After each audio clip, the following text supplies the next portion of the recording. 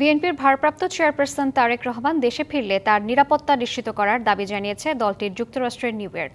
সংবাদ সম্মেলনে এসব কথা বলেন নেতারা। অবিলম্বে নিরাপত্তা নিশ্চিত করারও দাবি জানান তারা। নিউ ইয়র্ক প্রতিনিধি কানু দত্ত জানান, স্টেট বিএনপি নেতারা সংবাদ সম্মেলনে অভিযোগ করেন তারেক রহমানকে দেশে ফিরতে কিছু সংস্থা নিরুৎসাহিত করছে। তাই নির্বাচন ঘনিয়ে এলেও কবে তিনি দেশে ফিরবেন তা কেউ বলতে পারছেন না। নেতারা বলেন, তারেক রহমানকে অবিলম্বে দেশে ফেরাতে তার নিরাপত্তা নিশ্চিত করতে হবে। জানান, সৌদি আরবে ওমরা পালন শেষে অচিরেই দেশে ফিরবেন দলের ভারপ্রাপ্ত চেয়ারপারসন। অন্তর্বর্তী সরকারের পাশাপাশি জামায়াত ও এনসিপি এবং সংবিধান সংস্কার কমিশনের প্রধান ও জাতীয় ঐকমত্য কমিশনের সহসভাপতি আলী রিয়াজের ভূমিকারও কঠোর সমালোচনা করেন বিএনপি নেতারা।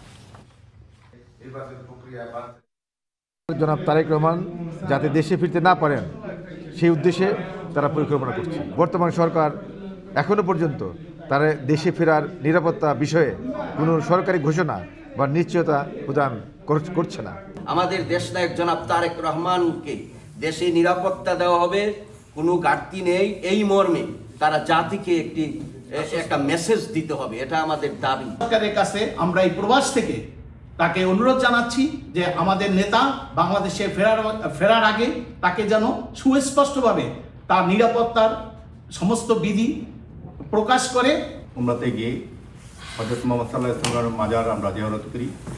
উমরা করে আমরা একটা ভালো উদ্দেশ্যের জন্য আমরা রওনা হই। সে পরিপ্রেক্ষিতে উনি যেতেও পারেন।